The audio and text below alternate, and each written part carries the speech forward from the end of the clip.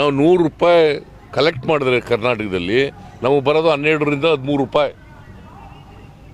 ಇದಕ್ಕೆ ಒಪ್ಪಿಗೆನಾ ನಿಮಗೆ? ಹಾಂ, ನೀವೆಲ್ಲ ಕನ್ನಡಿಗರು. Are you agree with this? Then you protest. ನಾನು ಸುಳ್ಳು ಹೇಳ್ತೀನಿ ಅಂತ ಆದರೆ ರಾಜಕೀಯ ಬಿಟ್ಬಿಡ್ತೀನಿ.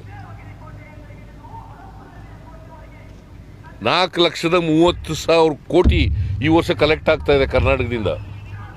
ನಮಗೆ ಬರೋದು 52,257 ಕೋಟಿ ರೂಪಾಯಿ.